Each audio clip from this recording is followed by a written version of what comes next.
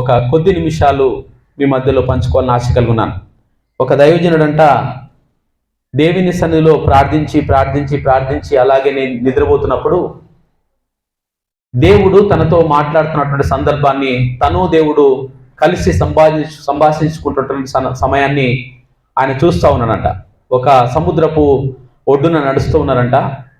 వారు నడుస్తూ ఉంటే ఈ దాసుడు దేవుడు తన జీవితంలో చేసిన ప్రతి కార్యాన్ని పుట్టింది మొదలుకొని యవనంలోనూ అలాగనే వివాహం అయిన తర్వాత పరిచర్యలోనూ తన వృద్ధాప్యంలోకి వచ్చేంత వరకు తను చేస్తున్నటువంటి ఘనమైన కార్యాలన్నీ చూపిస్తూ వచ్చాడంట. ఎడారిలో ఇసుకలో నడుస్తున్నప్పుడు యేసు ప్రభు తనతో కూడా తన ప్రియమైన దాసున్నటువంటి సేవకుడు నడుస్తున్నప్పుడు వారి 4 అడుగుజాడలు పడతాయి కదా. కొంత దూరం ప్రయాణం చేసి తన జీవితాన్ని చూపిస్తూ, మరికొంత దూరం ప్రయాణం చేసి తన కష్టాన్ని చూపిస్తూ, మరికొంత దూరాన్ని ప్రయాణం చేసి ఆ కష్టంలో తను తప్పించిన విధానాన్ని చూపిస్తూ నడుస్తున్నప్పుడు ఈ దాసునికి ఒక అనుమానం వచ్చిందంట. అనుమానం వచ్చి వెంటనే ఏమనంట, అయ్యా చాలా సంతోషం, నా జీవితంలో నువ్వు చేసిన ఈ ఘనమైన కార్యాలన్నిటిని బట్టి నేను నిజంగానే కృతజ్ఞతాస్తుతులు చెల్లిస్తున్నాను. నువ్వు ఎంత గొప్ప దేవుడో, కానీ నాకు ఒక డౌట్ ప్రభువా, ఆ సందేహాన్ని తీరుస్తావని చెప్పి అడిగాడంట. అయ్యా చెప్పు అని చెప్పాడంట. మనం సముద్రంలో ఇసుక మీద నడుస్తున్నప్పుడు 4 జాడలు పడతాయి కదా.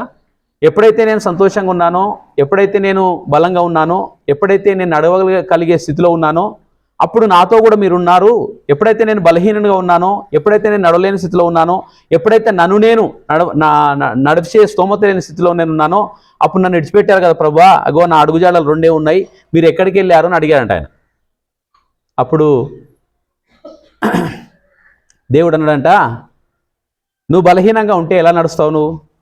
నువ్వు బలహీనంగా ఉన్నప్పుడు నేను ఎత్తుకొని నడిచాను కాబట్టి ఆ జాడలు నీవి కాదు నావేనంట.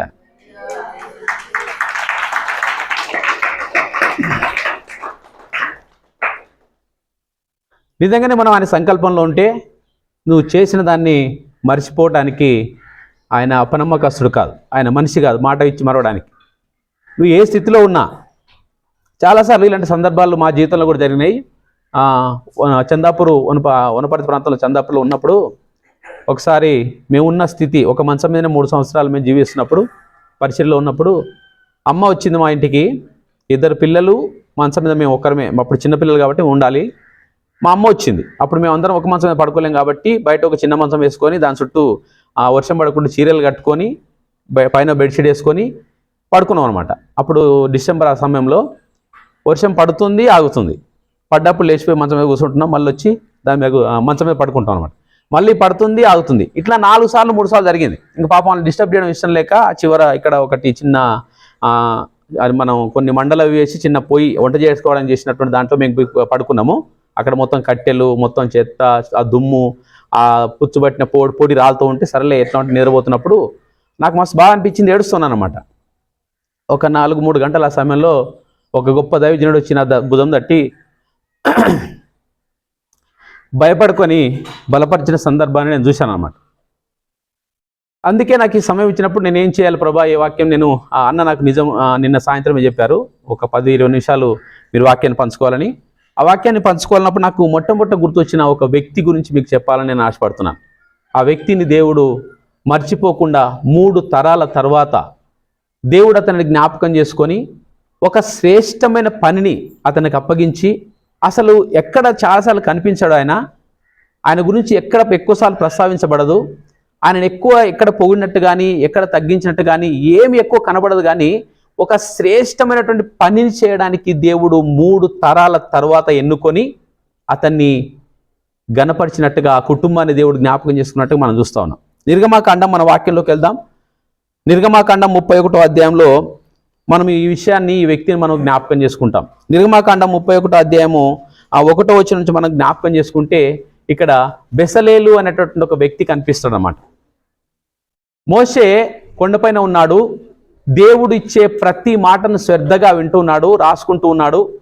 తదనంతరం తను వచ్చి ఏం చేయాలో దాని గురించి ఆయన ఆలోచన చేస్తూ ఉన్నాడు, దేవుని సన్నిధిలో గడుపుతూ ఉన్నాడు.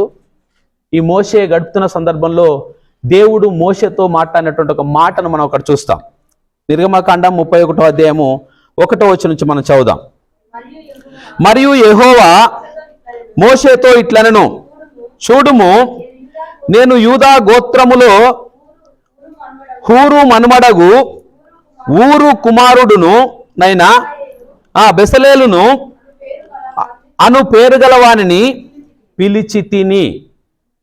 తన ముందు తరం, తర్వాత తరం, తన తండ్రి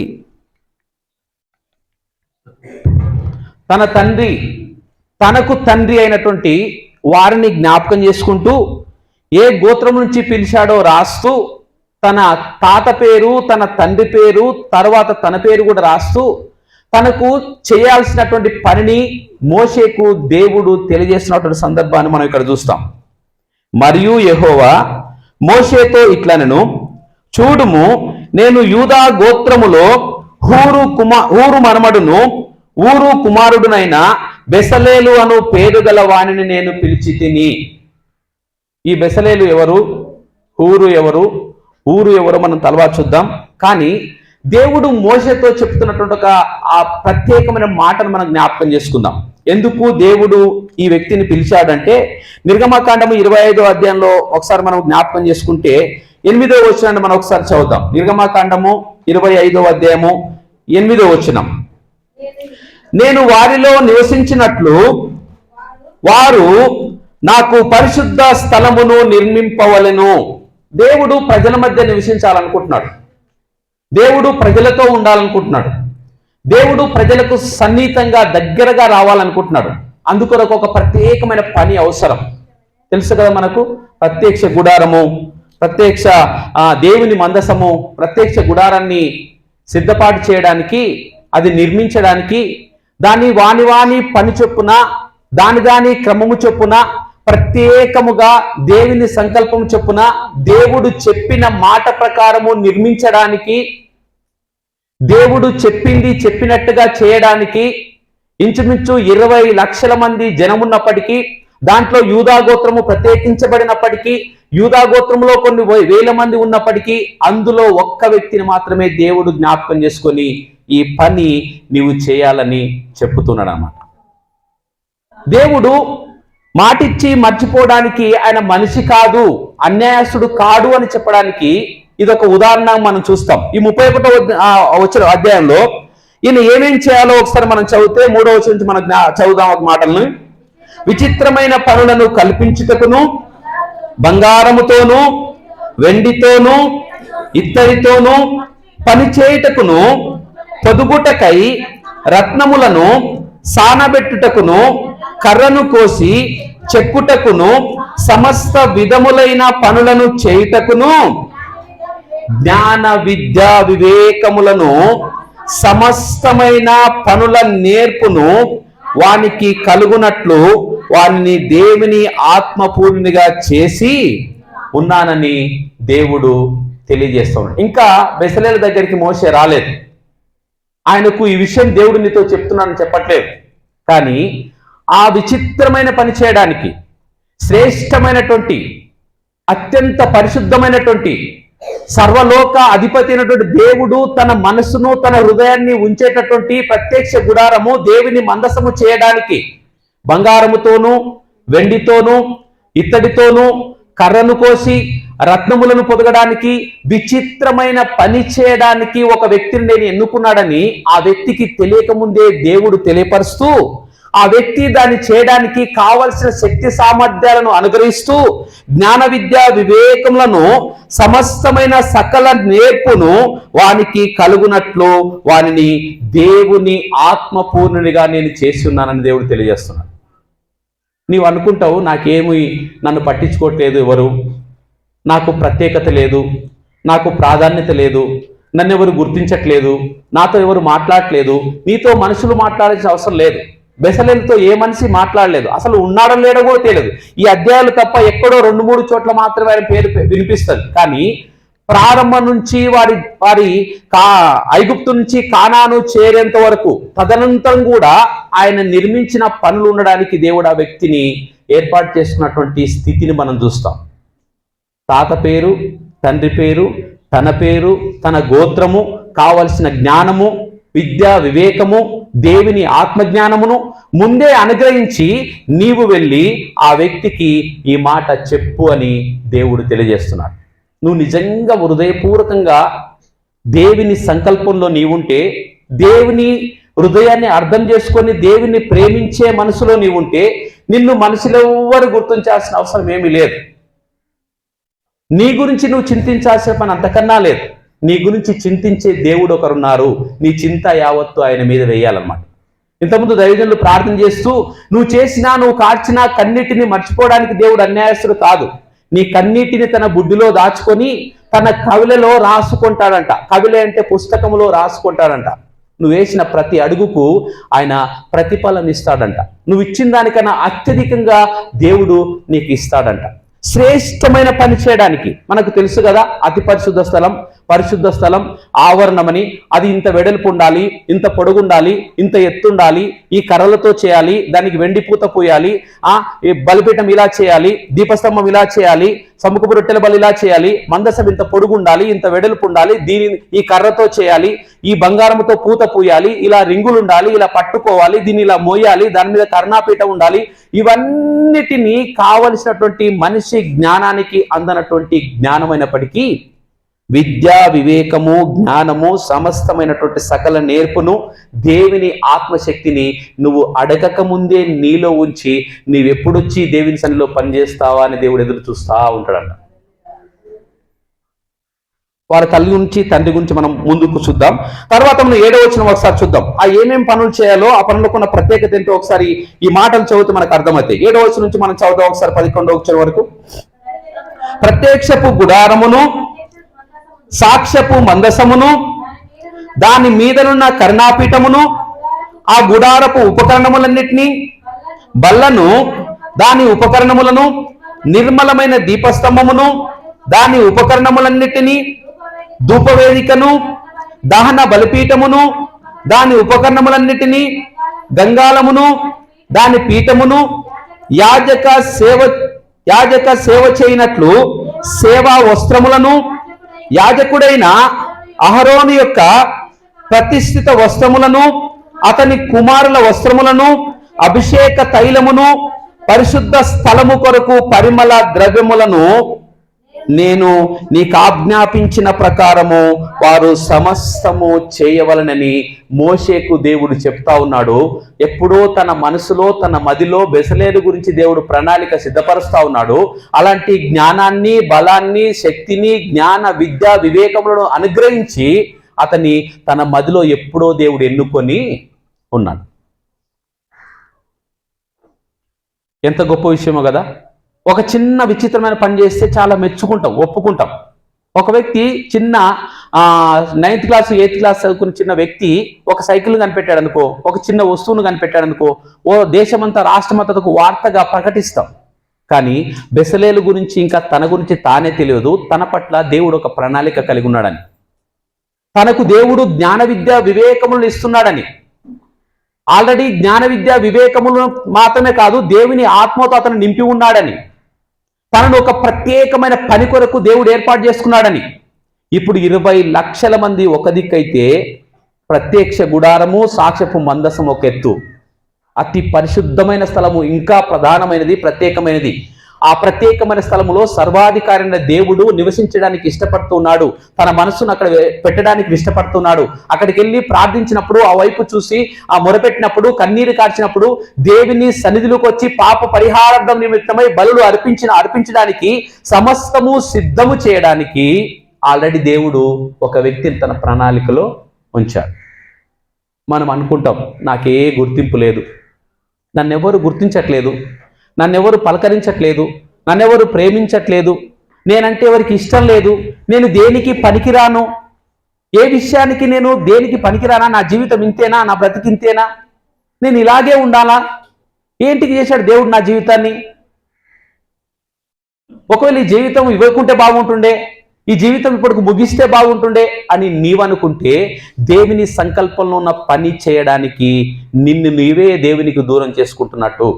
ఆల్రెడీ దేవుడు తగు కాలమందు నిన్ను హెచ్చించడానికి తన ప్రణాళికలో నిన్ను ఉంచుకొని, నిన్ను దర్శించడానికి, నీతో మాట్లాడడానికి, నిన్ను ఆ ఉన్నత స్థలంలో నిలబెట్టడానికి దేవుడు ఇష్టపడతా ఉన్నాడు.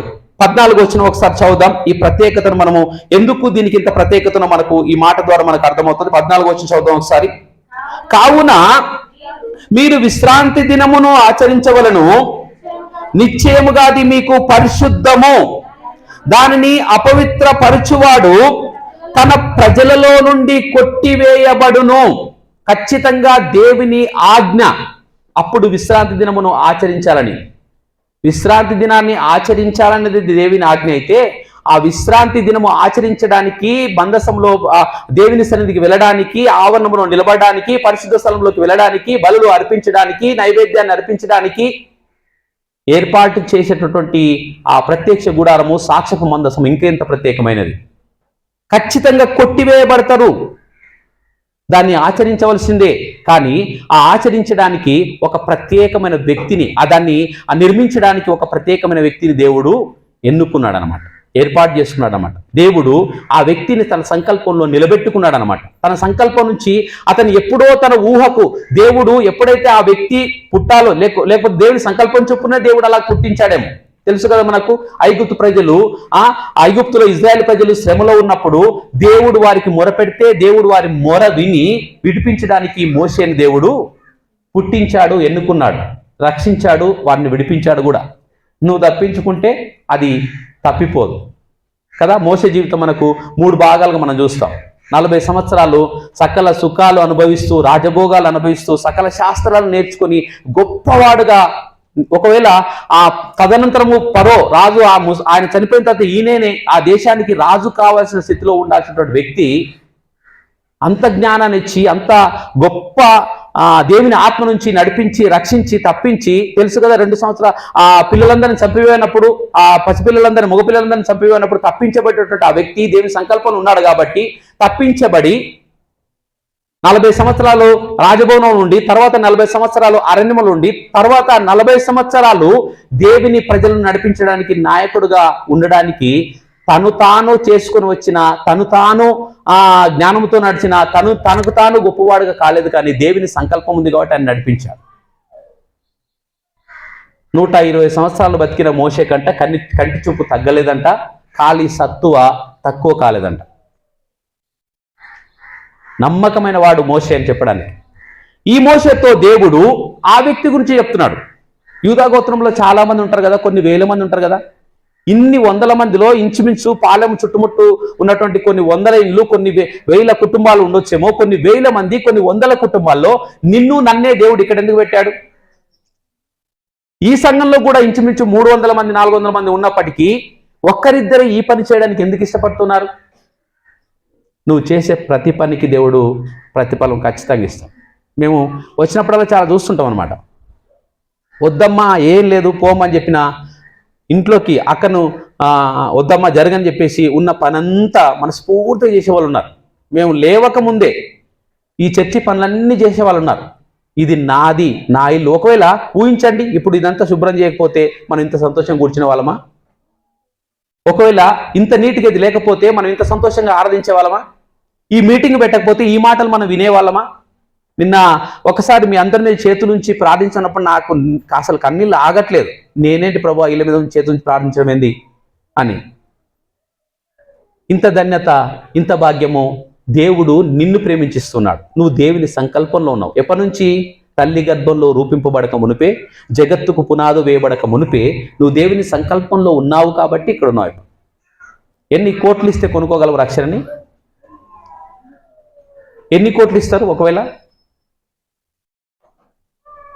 ప్రపంచ ధనవంతుడైనటువంటి, ఇప్పుడు ప్రస్తుత ధనవంతుడైనటువంటి ఎలన్ మస్క్ గారంట మన చార్లీ క్లిర్క్ చనిపోయాడు కదా, ఆయన ట్విట్టర్లో ఒక ట్వీట్ పెట్టుకున్నారంట, క్షమించుడి మీరు క్షమించబడుదురని. అక్కడ చెప్పిన మాటలన్నీ విని ఆయన మాట చెప్పాడంట.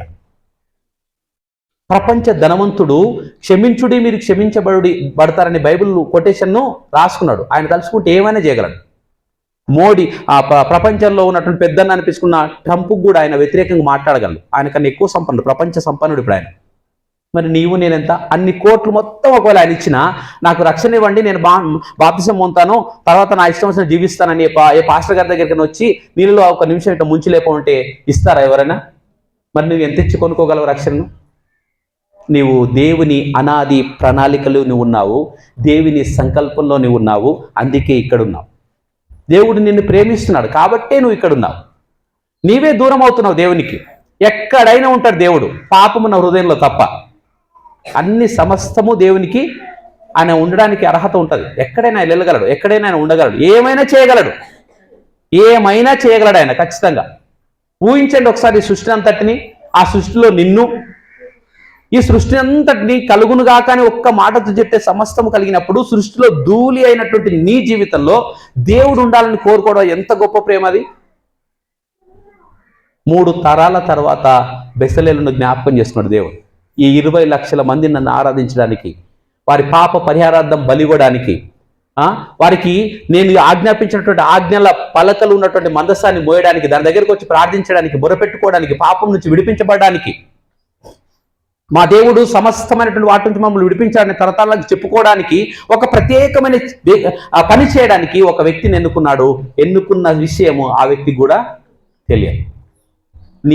నీ యొక్క జీవితంలో దేవుని సంకల్పం ఏంటో నీకు తెలుసా? దేవుడు ఏమనుకుంటున్నాడో నీకు తెలుసా? అసలు ఎందుకు ఇక్కడికి వచ్చావో నీకు తెలుసా? బలవంతంగా మరీ తలుపులు పెట్టి గేట్లు పెట్టి పిలిచి పిలిచి పిలిచి ఉండండి అమ్మా, మీరు ఉండండి, మీరు వెళ్ళిపోతుంటే నా హృదయం అంతా బద్దలైపోతుంది, ఇంత ఖర్చు పెట్టేసి ఈ మీటింగ్ నేను పెట్టిన దానికి నా హృదయంలో బాధ అవుతుంది, వేదన చెందుతుందని సేవకులు కన్నీరు గార్చి మీకోసం కాపలా ఉండి చేయాల్సిన పని ఏమైనా ఉంటుందా? ఒక చిన్న పాపను డాక్టర్ దగ్గర తీసుకొచ్చి జ్వరం వచ్చిందా అంటే ఏం కాదు పొమ్మ అని విడిచిపెట్టాడు ఆయన. పసిగుడ్డుగా ఉన్నటువంటి రక్తపు ముద్దగా ఉన్నటువంటి ఆ పాపను ఇంజెక్షన్ వేసో, మందిచ్చో, టానిక్ ఇచ్చో కొంచెం ఇబ్బంది పెట్టైనా సరే ఏం చేస్తారంటే ఆ రోగాన్ని బాగు చేస్తారు. పాప రోగాన్ని బాగు చేయడానికి ఈ భూమి మీద ఏ డాక్టర్లు లేరు, యేసు ప్రభు తప్ప. ఆయన పేరే రక్షకుడు. ఆ రక్షకుని సంకల్పంలో నీవు ఉన్నావు. ఆ రక్షకుడు నీ ద్వారా ఒక ఘనమైన కార్యం చేయాలనుకుంటున్నాడు. ఆ రక్షకుడు నిన్ను నన్ను గణపరచాలనుకుంటున్నాడు. ఆ రక్షకుని సంకల్పంలో నీ జీవితాన్ని నీకు జీవితాన్ని ఇస్తే నీ జీవితం ఇది మొదలుకొని ఇక్కడి వరకు ఈ పని చేయాలని ఆయన ఉద్దేశము. దానికోసం చాలామంది హతసాక్షులయ్యారు, చాలామంది తమ ఆస్తుపాస్తులు వదిలేశారు, చాలామంది తమ కుటుంబాన్ని వదిలేశారు, చాలామంది అడవులోకి వెళ్ళారు. మనం ఎక్కడికి వెళ్ళకున్నా కనీసము దేవుని దగ్గరికి వచ్చి దేవుని పని, దేవుని మాటలు వినడానికి కూడా ఒకళ్ళు ఇష్టపడకపోతే నువ్వు దేవునికి దూరంగా ఉన్నట్టే. వినకుండానట్టుగా నా చెవులు బంధం కాలేదు, నేను సహాయం చేయకుండానట్టుగా నా హస్తము కుర్చ కాలేదు. నేను సహాయం చేయకపోవడానికి, వినకపోవడానికి కారణం ఏంటో తెలుసా? నీకు నాకు మధ్య పాపము అడ్డుగా ఉంది కాబట్టి. ఎక్కడైనా ఉంటాడు దేవుడు, పాపమున్న హృదయంలో తప్ప. ఎందుకంటే దేవుడు పాపాన్ని సహించే దేవుడు కాదు. ఆయన పరిశుద్ధుడు, ఆయన పేరే పరిశుద్ధుడు. పరిశుద్ధత గురించి ఆయన చెప్పడం కదా, ఆయన పేరే పరిశుద్ధుడు కదా. ఈ బెసలేలు దేవుడు జ్ఞాపకం చేసుకొని తన అనాది ప్రణాళికలో ఒక శ్రేష్టమైన, ఒక ఘనమైన, ఒక ప్రత్యేకమైన పని చేయడానికి జ్ఞాన విద్య వివేకములను సమస్తమైనటువంటి పనుల నేర్పును వాటిని కలుగునట్లు వానిని దేవుని ఆత్మపూర్ణిగా చేసి బంగారముతోనూ వెండితోనూ ఇత్తడితోనూ చెక్కతోనూ రక్తములు పొదిగించి శ్రేష్టమైనటువంటి పని చేయడానికి దేవుడు ఆయనను వెన్నుకున్నాడు. అసలు బెసలేలును ఎన్నుకోవడానికి కారణం ఏంటి? దేవునికి ఒక సంకల్పం ఉంది. ఆ సంకల్పంలో బెసలేలు ఉన్నాడు. బెసలేలును ఎన్నుకోవడానికి కారణం ఏంటి? మనము ఫస్ట్ వచ్చిన మరొకసారి మనం చూస్తే, మరియు యెహోవా మోషేతో ఇట్లనెను, చూడుము నేను యూదా గోత్రములో హూరు మనుమడును ఊరు కుమారుడునైన బెసలేలు అను పేరు గల వానిని పిలిచి తిని. ఒకసారి ఈ బెసలేలును పిలవడానికి కారణం ఏంటో మనం ఒకసారి జ్ఞాపకం చేసుకుందాం. ఈ బెసలేలును ఎందుకు పిలిచారు దేవుడు, పిలవడానికి కారణం ఏంటో ఒకసారి మనము జ్ఞాపకం చేసుకుందాం. 11వ అధ్యాయంలోకి మనం వెళ్దాం. ఒక్కసారి ఈ బెసలేలుకు సంబంధించినటువంటి ఒక వ్యక్తి ఇక్కడ ఉన్నాడు.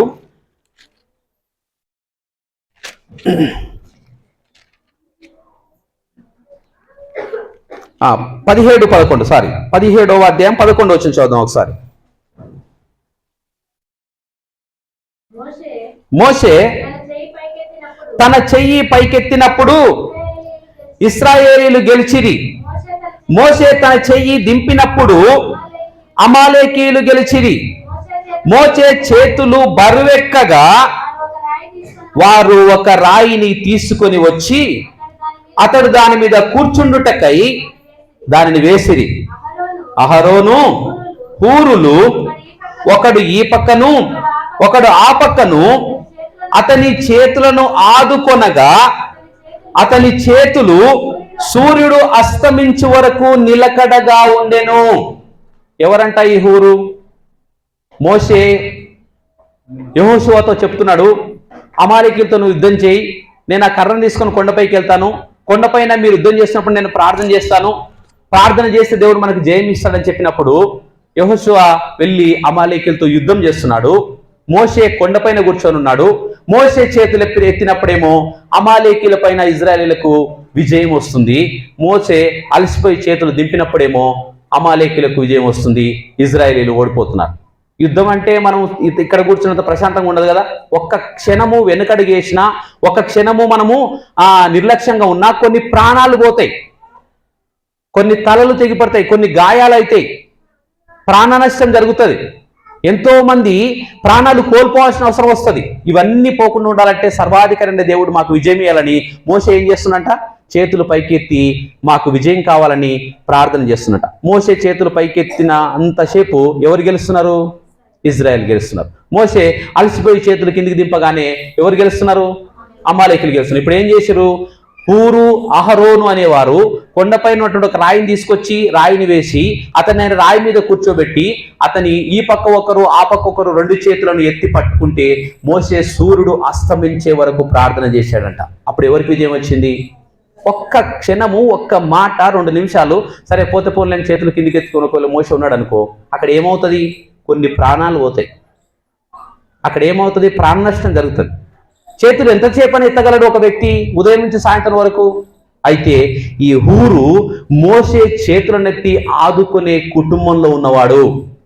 హల్లెలూయా. ఒక చేత ఇక్కడొకరు 2 చేతులు పైకెత్తి పెట్టినప్పుడు సూర్యుడు అస్తమించే వరకు ఏమైందంట? ఆయన ప్రార్థన చేయగలిగాడంట. ఆయన ప్రార్థన చేయటం వలన ఇజ్రాయేలీలకు విజయం వచ్చిందంట. ఎవరా హూరు? మోషే చెయ్యెత్తినటువంటి వ్యక్తి, ఆయనను ఆదుకున్నటువంటి వ్యక్తి. పరిచర్య అంటే చాలా మంది ఉంటారు, ఏమో 1000, 100 డబ్బులు మాకు ఇవ్వాల్సిన అవసరం లేదు, కానీ నేనున్నానయ్యా నీ కోసం, బాగున్నారయ్యా అని ఒక్క మాట నిజంగా చాలా బలపరుస్తుంది అనమాట. పరిచర్యలు మేము ఉన్నప్పుడు ఎక్కడో 100-150 కిలోమీటర్ల దూరం మేము వస్తే ఆ పక్క వాళ్ళు మాకు ఎవ్వరూ తెలియదు, పరిచయం ఉండదు, ఏం మాట్లాడాలో అర్థం కాదు, ఎవరు ఎలాంటి వాళ్ళో తెలియదు, ఏం మాట్లాడితే ఏమనుకుంటారో తెలియదు, మాట్లాడకూడదో తెలియదు. ఒక్క మాట, అయ్యా వందనాలు, బాగున్నారా, పిల్లలు బాగున్నారా, ఎలా ఉన్నారు, మీ పరిస్థితి ఎట్లుందని చెప్తే కొండంత ధైర్యం వస్తుంది. ఇక్కడ మమ్మల్ని పలకరించేవారు, మా కోసం ప్రార్థించేవాళ్ళు, మమ్మల్ని ప్రేమించేవారు, మమ్మల్ని గుర్తించేవారు ఇక్కడ ఉన్నారని. ఈ హూరు మోషే చేతులను ఎత్తి పట్టుకున్నాడు, ఇజ్రాయేలుకు విజయము వచ్చింది. అందుకే దేవుడు జ్ఞాపకం చేసుకున్నాడు ఎవరిని? బెసలేల్ని. అప్పుడే కాదు, హూరుకు ఒక కుమారుడు. హూరు ఆకుమిస్తే హూ పేరు 2 ఒకటి తిరునని కన్ఫ్యూజ్ కావద్దు. హూరు మనుమడు, ఊరు కుమారుడు. ఎవరైనా? బెసలేలు. ఈ హూరు అనే మాటకు అర్థం ఏంటంటే దేవుని యొక్క మనము ఈ మాటలు మనం జ్ఞాపకం చేసుకుంటే హూరు అనే మాటకు తెల్లనైన, పరిశుద్ధమైన అని అర్థం అంట. ఆ పేరుకి అర్థం. హూరు అంటే బెసలేలు యొక్క తాత. తండ్రి పేరు మనం ఒకసారి మనం జ్ఞాపకం చేసుకుంటే దేవుని నీడలో, మన పేరును బట్టి కూడా నిజంగా చాలా మంది ఇన్స్పిరేషన్ అవుతారన్నమాట. వారి జీవితాలు అలాగనే ఉంటాయి. మన పేరును బట్టి ఆ జీవితము అలా ఉండకూడదు. నాకు తెలిసిన ఒక వ్యక్తి ఉన్నారు, ఆ బాబుకు చిన్న అబ్బాయి 5th క్లాస్లో ఏమో మాకు హాస్టల్లో చేయండి. ఆ పిల్లగాడు అంబేద్కర్ అని పేరు పెట్టుకున్నాడు ఆయన. ఆ పిల్లగాడు చాలా తుంటరోడు, చిల్ల పనులు, అల్లరి పనులు మొత్తం బాగా పిచ్చి పనులు చేశారనమాట. పేరు మార్చి నవీన్ అని పేరు పెట్టుకున్నాడు. ఎందుకంటే అంత ఘనమైనటువంటి గొప్ప వ్యక్తి పేరు నాశనం చేస్తాడు ఇతడు అని. ఈ పేరుకు అర్థమేంటి? హూరు అంటే తెల్లనైన, పరిశుద్ధమైన అని అర్థం. బెసలేలు తండ్రి పేరు, తాత పేరు అది, తండ్రి పేరు హూరు. దీనికి అర్థం ఏంటంటే దేవుని నీడలో అని అర్థం. బెసలేలు అనేటువంటి పేరుకు బెసలేలు అనేటువంటి పేరుకు దేవుని నీడలో అని అర్థం. తన తాత పేరును బట్టి పేరుకు తగ్గట్టుగా, తన తండ్రి పేరుకు తగ్గట్టుగా దేవుని నీడలో ఎదిగినటువంటి బెసలేలును 3 తరాల, ఇంచుమించు 2 తరాల తర్వాత, ఇతను 3వ తరం కదా, తర్వాత దేవుడు ఆయనను జ్ఞాపకం చేసుకొని ఈ పని చేయడానికి అతన్ని ఎన్నుకున్నాడు. ఇంకా అతనికి ఆ విషయం తెలియక ముందే దేవుడు మాటిచ్చి మర్చిపోవడానికి, అన్యాయస్తుడు కాడునడానికి ఈ మాట నిదర్శనం. మర్చిపోవచ్చు అప్పుడే. ఆయన మోషే చేతులు ఎత్తాడంట, అప్పుడు విజయం వచ్చింది, అప్పటి వరకు ఆ కుటుంబాన్ని దీవించాను, వాళ్ళు బాగానే ఉన్నారు, సరిపోయింది అనుకోవచ్చు దేవుడు. కానీ దేవుడు మోషేకు ఆదుకునే స్థితిలో ఉన్నటువంటి, తన చేతులు పైకెత్తి పట్టుకోగలిగినటువంటి హూరు అహరోనులైనటువంటి ఈ ఇద్దరు వ్యక్తులను దేవుడు జ్ఞాపకం చేసుకోండి. హూరు కుటుంబాన్ని దేవుడు జ్ఞాపకం చేసుకోండి. శ్రేష్టమైనటువంటి దేవుని ప్రత్యక్షపు గుడారాన్ని, సాక్ష్యపు మందసాన్ని నిర్మించడానికి తన మనుమడైనటువంటి బెసలేలను దేవుడు జ్ఞాపకము చేసుకున్నాడు. ఎంత గొప్ప విషయమో కదా. మర్చిపోతాం. మనం చెప్పితే ఒక మాట ఉంటుంది, తీసుకున్నది గుర్తుంచుకోవాలంట, ఇచ్చింది మర్చిపోవాలంట. మనం ఏం తీసుకుంటామో దాన్ని గుర్తుంచుకోవాలంట. మనం ఇచ్చింది మర్చిపోవాలంట. నువ్వు ఇచ్చింది మర్చిపోడు దేవుడు, నువ్వు తీసుకున్నది కూడా మర్చిపోడు దేవుడు. నువ్వు ఇచ్చిన దానికి దేవుడు సరైన పని చేస్తున్నావా లేదని చూస్తాడు. నువ్వు తీసుకున్న దానికి దేవుడు సరైన పని చేస్తున్నావా లేదా చూస్తాడు. నువ్వు ఇచ్చింది ఏ హృదయంతో ఇచ్చావని కూడా దేవుడు చూస్తాడు. ఎవరైనా సరే నిజంగా తన సంకల్పంలో బెసలేలు ఉన్నాడు కాబట్టి దేవుడు తన తాతను, తన తండ్రిని, అలాగనే బెసలేలను కూడా జ్ఞాపకం చేసుకొని ఈ శ్రేష్టమైన పని చేయడానికి దేవుడు అతన్ని ఎన్నుకున్నాడు. మనంతటికి మనము అనుకుంటాం, బైబిల్లో ఒక మాట, నీటి మీద మీ ఆహారాన్ని చల్లండి, తగ్గకాలం దానికి ప్రతిఫలం వస్తుంది. అంటే ఇచ్చట గురించి నేను మాట్లాడలేదు, మన హృదయం అంత పరిశుద్ధంగా ఉండాలని, దేవుని అలాగ ప్రేమించాలని. ఆ యుద్ధ వాతావరణాన్ని జ్ఞాపకం చేసుకుంటే వీరిద్దరూ ఆ పని చేయలేకపోతే మోషే ఒక్కడు చేసేవాడు కాదు. తనకు తోడుగా ఉన్నారు కాబట్టే, తను ఆదుకున్నారు కాబట్టే, తన చేతులు ఎత్తి పట్టుకున్నారు కాబట్టే ఆయన ప్రార్థన చేయగలిగాడు. ఆయన ప్రార్థన చేశాడు కాబట్టే ఇజ్రాయేలుకు విజయం వచ్చింది. ఆ విజయం వచ్చిన ఈ విజయాన్ని బట్టి దేవుడు తన కుటుంబాన్ని జ్ఞాపకం చేసుకుంటూ ఉన్నాడు అనమాట. నీతిమంతులు సింహం వల్లే ధైర్యంగా ఉంటారంట. నీతిమంతుల పిల్లలు భిక్షమెత్తుట నేను చూడలేదు, నేను బాల్యం నుండి వృద్ధాప్య వరకు వచ్చి ఉన్నాను, నీతిమంతుల పిల్లలు భిక్షమెత్తుట నేను చూడలేదని బైబిల్ వాక్యంలో ఉంటుంది. నిజంగానే ఆ నీతిని నీవు నేను అనుసరిస్తే, నీవు నేను ప్రేమిస్తే, నీవు నేను గౌరవిస్తే, నీతి అంటే ఎవరు? యేసు ప్రభు. పరిశుద్ధత అంటే ఎవరు? యేసు ప్రభు. సత్యం అంటే ఎవరు? యేసు ప్రభు. నిన్న వాక్యం చెప్తూ మాట్లాడారు కదా, లేఖనాలను పరిశీలించండి, అందువల్ల నేను ఎవరో మీకు తెలుస్తుందని. చాలామంది లోకంలో ఉండొచ్చేమో, చాలామంది వారికి వేరు వేరు ప్రణాళికలు ఉండొచ్చేమో, వారి ఉద్దేశాలు వేరే ఉండొచ్చేమో. ఆ గుంపులో నీవు ఉన్నప్పటికీ నీ పట్ల దేవునికి ఉన్న ఉద్దేశాన్ని నువ్వు తెలుసుకోవడం గొప్ప విషయం. ఆ పని నువ్వు చేస్తే, బెసలేలు ఏం చేశాడంట? 38వ అధ్యాయం చదువుదాం ఒకసారి. 38వ అధ్యాయం 22వ వచనం చదువుదాం ఒకసారి. నిర్గమకాండం 38వ అధ్యాయం 22వ వచనం. మరియు 38 నిర్గమ. యూదా గోత్రికుడైన హూరు మనవడును హూరు కుమారుడునైన బెసలేలు యెహోవా మోషేకు ఆజ్ఞాపించినదంతయు. ఆ పని సింపుల్ కాదు చేయడానికి. ఏదో చెట్టు నాటి రావడానికి, చిన్న గోడగట్టి రావడానికి, చిన్న గుడారం వేయడానికి, చిన్న గుడిసేసి వేయడానికి, టెంటేసి రావడానికి కాదు. మహా ఉన్నతమైన స్థలంలో నివసించే దేవుడు తన మనసును ఉంచే స్థలం అది. వెండి, బంగారము, రాగి, ఇత్తడి, కర్ర, రత్నములు పొదిగి, యాజక వస్త్రాలు, పరిమళ ద్రవ్యాలు, బలిపీఠాన్ని, దీపస్తంభాన్ని, మందసాన్ని, ప్రత్యేకమైనటువంటి డిజైన్లో దేవుని ప్రణాళిక చొప్పున దేవునికి ఇష్టమైన రీతిలో దేవుడు చెప్పింది చెప్పినట్టుగా చేయాలన్నమాట. మేము ఫిజిక్స్ ప్రాక్టికల్ చేస్తున్నప్పుడు ఏదో కొలతలు తక్కువ రాసి 1.2నో ఏదో తప్పు రాసాం అనమాట. అప్పుడు ఆ సార్ అన్నాడు, ఇది కొంచెమే కదా సార్ తప్పైందంటే, కొంచెమేనా, ఒక రాకెట్ నువ్వు ప్రయోగించాలనుకుంటున్నావు, ఇక్కడ నుంచి కరెక్ట్గా చార్మినార్ తగరాలి, చార్మినార్ దగ్గర పోవాలి, నువ్వు ప్రయోగిస్తున్నావు, ఒక నిమిషం లేకుంటే ఒక సెకండ్ లేకుంటే ఒక ఇంచు దాన్ని తేడాతో ప్రయోగిస్తే అది ఎంత దూరం పోయి ఎక్కడ పడుతుంది, అప్పుడు నువ్వేం చేస్తావు అన్నాడు ఆయన. అంటే మన గమ్యము కరెక్ట్గా 0.00% కూడా తేడా లేకుండా కరెక్ట్గా ఉండాలన్నమాట. అంటే దేవుని ప్రణాళికలో ఆ మందసాన్ని, ప్రత్యక్షపు గుడారాన్ని దేవుడు ఎంత ఎత్తు, ఎంత పొడుగు, ఎంత వెడల్పు, ఏ వస్తువులు, ఏ పరికరాలు, ఏది ఎక్కడ, ఏది ఎలా ఏది ఎంత సైజులో, ఎంత ఎత్తులో, ఏ రూపంలో, దేన్ని పొదిగించి దాని మీద తాపడం చేసి నిర్మించాలో సమస్తము దేవుడు మోషేతో చెప్పాడు. మోషే వచ్చి బెసలేలుకి చెప్పాడు. బెసలేలు మోషే చెప్పినదంతయు చేశాడు. దేవుని ప్రణాళికలో ఉన్నావని గుర్తించుకోవాలి ఫస్ట్. బెసలేలు దేవుని ప్రణాళికలు ఉన్నాడు. తన తాతను దేవుడు జ్ఞాపకం చేసుకున్నాడు. తన తాత ద్వారా ఈ కుటుంబాన్ని దీవించాలనుకున్నాడు. నీ అంతటి నీవే నేను ఏమీ చేయలేను అని నువ్వు అనుకుంటే, నువ్వు చేయాలనుకున్న విషయం, దేవుడు నీ పట్ల చేయించాలనుకున్న విషయానికి నువ్వు నీ అంతటికి నీవే దూరం పోతుంటే ఆ పని ఎలా చేయగలం? ఒక అడుగు వేస్తే కొంత ముందుకెళ్తాం, ఒక అడుగు వేస్తే కొంత ముందుకెళ్తాం. ఉన్న దగ్గరే ఉంటే ఎన్ని రోజులున్నా మనం అక్కడే ఉంటాం, ఎన్ని రోజులున్నా అక్కడే ఉండాల్సి వస్తుంది. అడుగు వేస్తూ ఉంటే ఎంత దూరమైన ప్రయాణం మనము చేయొచ్చు అనమాట. మొట్టమొదట దేవుని సంకల్పంలో ఎవరున్నారు? బెసలేలు ఉన్నారు. 3 తరాల తర్వాత దేవుడు మర్చిపోకుండా అతన్ని జ్ఞాపకం చేసుకున్నాడు. అతన్ని, తన కుటుంబాన్ని జ్ఞాపకం చేసుకోవడానికి ప్రత్యేకమైన కారణం ఉంది. మోషే అమాలేకులతో యుద్ధం చేస్తున్నప్పుడు ఇజ్రాయేలీలు, ఆయన అలసిపోయినప్పుడు తన చేతులనెత్తి ఆదుకున్నాడు. అది దేవుడు జ్ఞాపకం చేసుకున్నాడు. ఆ ఆదుకున్న 2 వ్యక్తుల్లో హూరు ఉన్నాడు. ఈ హూరు బెసలేలు తాతగారు.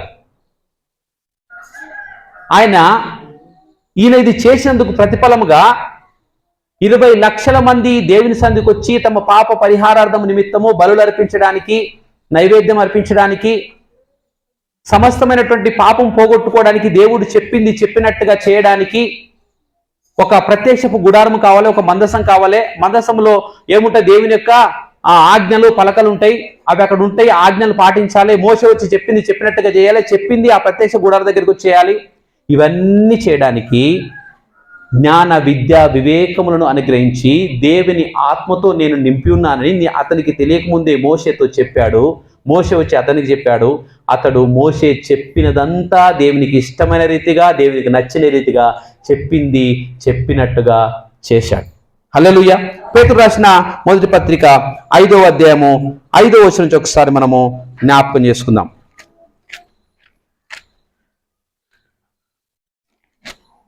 మొదటి పేతురు రాసిన పత్రిక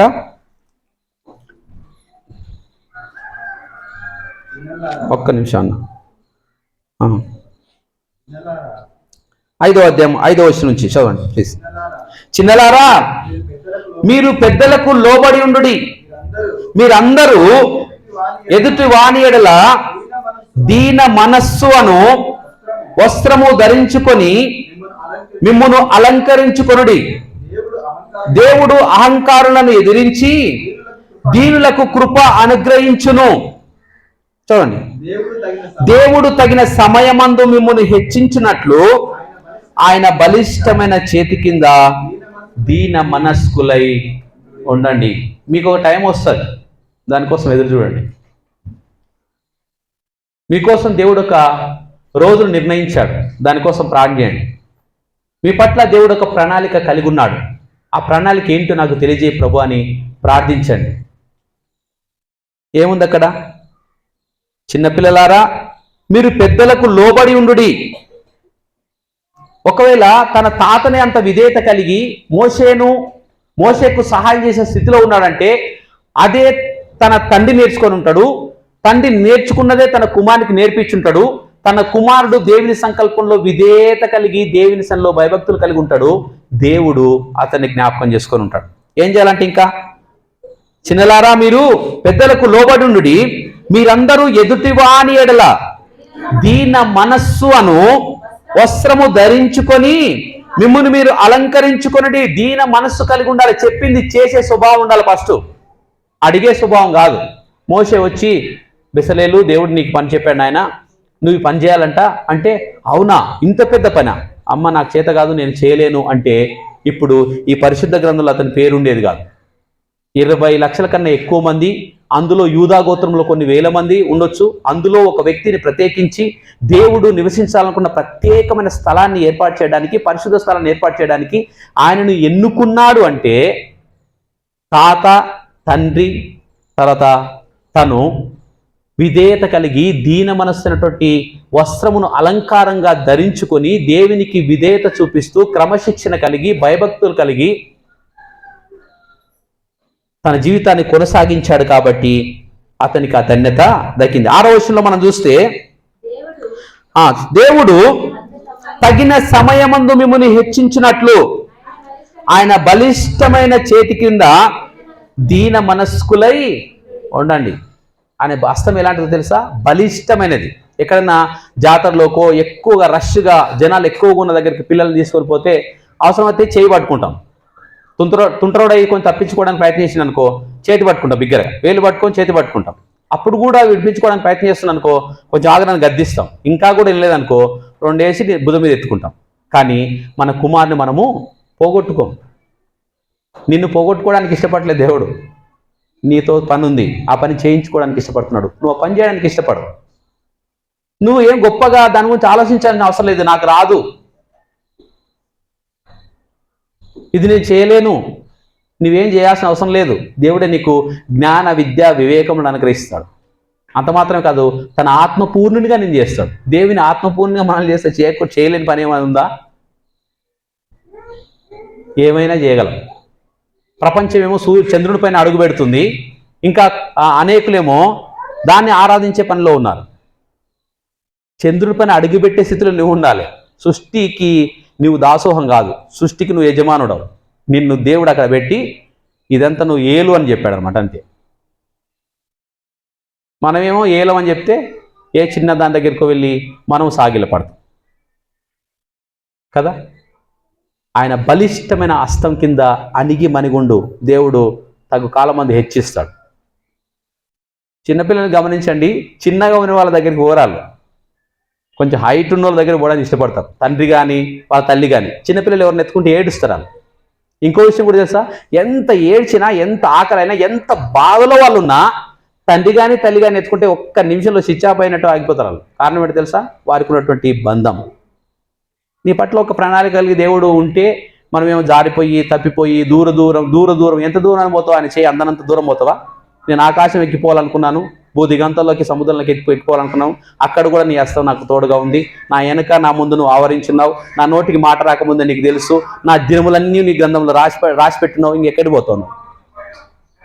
మోసే తప్పించుకొని పారిపోయాడు, మళ్ళీ పిలుచుకొచ్చాడు. నేను అలా చేయలేను, ఇలా చేయలేను, నాకు అది రాదు, ఇది రా అంటే నీకు ఏం రావాల్సిన అవసరం నేను చేస్తారా అని చెప్పాడు అన్నమాట. నువ్వు వాడు నిలబడు, నేను చేస్తాను అన్నమాట. కర్రతో సముద్రం దాటం ఏంటండి ఆశ్చర్యంగా? ఒకసారి దేవుడు చెప్పాడు, దాన్ని చూపించాడు, ఎర్ర సముద్రం చీలింది, దాంట్లో నడుచుకుంటూ బయటికి. నువ్వేం చేయాల్సిన అవసరం లేదు. జ్ఞాన విద్య వివేకములను దేవుడు నీకు ఇస్తాడు. ఇచ్చేంతవరకు ఆగాలంతే. మోసతో చెప్తున్నాడు దేవుడు, బెసలతో కాదు. అసలు దాని దగ్గరికే రాలేదు ఇంకా. అంటే ఇప్పుడు దేవుని ప్రణాళిక. ఇప్పుడు దాని 32వ అధ్యాయం మనం చదివితే మోసే దిగొస్తే తినుచు తాగుచు, తిని తాగి ఆడడానికి లేచారని ఉంటుంది అక్కడ. ఆయన రాతి పలకలు తిరిగొచ్చి కోపం వచ్చి దాన్ని పగలగొట్టేసి వాళ్ళను అది చేసినట్టు చూస్తాం. అక్కడ అహరోను చెప్పింది చేయకుండా, దేవుని చిత్తం ప్రకారం కాకుండా దూడను పోత విగ్రహంగా చేసి అది చేస్తే వాళ్ళందరూ కలిసి ఇజ్రాయెల్ దేశం, ఐగుప్తు దేశం నుంచి నిన్ను తీసుకొచ్చిన దేవుడు ఇదే, దీనికే మొక్కండి, సాగిలపడండి, తినండి, తాగండి అని చెప్తా ఉంటే దేవుడు చూసి ఊరుకోలేదు. మోసే నువ్వు ఒక్కసారి పక్క జరుగు, కొత్త జనాన్ని సృష్టిస్తే మీకు దండం పెడతాను ఆయన, ఒకవేళ నీ గ్రంథం నుంచి నా పేరన్నా తీసేయి, కానీ వారిని నువ్వు అలా చేయకూడదు. అక్కడి నుంచి తీసుకొచ్చి ఇక్కడ నువ్వు సంహరిస్తే మీ దేవుడు ఇలాంటి వాడని చెప్పేసి నిన్ను అనుకోరా? ఒక్కడు 20 లక్షల మందికి అడ్డు అన్నమాట. నువ్వు ఒక్కదానివి గ్రామానికి రక్షణ తీసుకురావడానికి కారణం. కన్నీరు గార్చి ప్రార్థించు. తన బుడ్డిలో దాచుకుంటాడంట, తన పుస్తకంలో రాసుకుంటాడంట. నువ్వు అడగక ముందే దానికి ప్రతిఫలం ఇస్తాడంట దేవుడు. మనం ముగించుకుందాం. ఆయన బలిష్టమైన హస్తం కింద మీరు అణిగిమణిగి ఉండాలి. దేవునికి ఒక ప్రణాళిక ఉంది. ఆ ప్రణాళికలో బెసలేలు ఉన్నాడు. బెసలేలను తన ప్రణాళికలో జ్ఞాపకం చేసుకోవడానికి తన తాత ప్రధానమైన కారణం. తన తాత మోషే చేతులను ఆదుకున్నటువంటి వ్యక్తి కాబట్టి ఆ విధేయత, ఆ క్రమము, ఆ క్రమశిక్షణతో ఉన్నటువంటి బెసలేలు పట్ల దేవుడు ఒక ప్రణాళిక కలిగి ఉండి తనను ఎన్నుకొని తను నివసించడానికి, తన హృదయాన్ని అక్కడ ఉంచడానికి, తన ప్రజల విజ్ఞాపనను ఆలకించడానికి, పాపాన్ని పరిహరించే విషయంలో దహన బలులు అర్పించినప్పుడు దాన్ని స్వీకరించడానికి దేవుడు ఉద్దేశించినటువంటి ఒక శ్రేష్టమైనటువంటి పని. బహుశా చాలా మందికి ఈ పేరు తెలియకుండొచ్చు కూడా, బెసలేలు అనే పేరు వినకుండొచ్చు కూడా. నీ పేరు ఎవరికి తెలియాల్సిన అవసరం లేదు. నువ్వు చేయాల్సిన పని ఏంటంటే దేవుడు తగిన సమయమందు మిమ్మును హెచ్చించినట్టు ఆయన బలిష్టమైన చేతి కింద దీన మనస్కులై, అంతే. నువ్వు ప్రయోగాలు చేసి ఏం చేయలేవు. మనం చేసే పని వల్ల ఏం ఉపయోగం ఉండదు. మళ్ళీ వెనక్కి రావాల్సిందే. నువ్వు ఏం చేసినా కూడా అంతే. అది నా జీవితంలో జరిగింది. 5 సంవత్సరాలు దేవునికి పూర్తిగా దూరంగా ఉన్నా. 5 సంవత్సరాల ప్రారంభంలో దేవుని సేవకుని ఆనుకొని ఒక మాటలో చెప్పాలంటే ఆయన ఆత్మగా, ఆయన నీడగా ఉన్నాం మేము. తర్వాత 5 సంవత్సరాలు చిన్న పని దొరికి దేవుని విడిచిపెట్టేసి దూరంగా ఉన్నాం. నువ్వు ఎంత దూరం అయినా మళ్ళీ తిప్పుకొని వస్తావు, తిరిగి వస్తావు అని చెప్పేసి తన దాసు ద్వారా గద్దించి, తన దాసు ద్వారా బలపరిచి ఆ ధైర్యాన్ని నాకు రప్పించినప్పుడు, నిజమే కదా, ఎవరి కింద నేను ఎందుకు పని చేయాలి, నా దేవుని పని చేస్తానని చెప్పేసి వదులుకొని వచ్చి ఎన్ని ఇబ్బందులైనా నేను సహించానని చెప్పట్లేదు, కానీ దేవుడు నాకు తోడున్నాడని చెప్తున్నాను. నేను ఇక్కడ నిలబడున్నానని చెప్తున్నాను. ఇది నా బలమో, నా జ్ఞానమో, నా శక్తియో కాదు. ఆయన బలిష్టమైన హస్తం కింద అణిగిమణిగి ఉన్నాను. దేవుడు నన్ను హెచ్చించడానికి ఇంకా సమయం ఉంది, హెచ్చిస్తున్నాను నేను చెప్తున్నాను. మీరు కూడా ఆయన బలమైన హస్తం కింద అణిగిమణిగి ఉండండి, దీనమనసులో ఉండండి. తగు కాలం ముందు దేవుడు మిమ్మల్ని హెచ్చిస్తాడు. బెసలేళ్ళు జ్ఞాపకం చేసుకున్నట్టుగా మిమ్మల్ని, మీ కుటుంబాన్ని జ్ఞాపకం చేసుకుంటాడు. మీరు చేసే ప్రార్థన, మీరు కాచే కన్నీరు మీ పిల్లలకు ఆశీర్వదకరంగా, దీవెనకరంగా ఉంటుంది. దేవుడి మాటలు దీవించునుగాక. ఆమేన్. కళ్ళు మూసుకుందాం, ప్రార్థన చేద్దాం.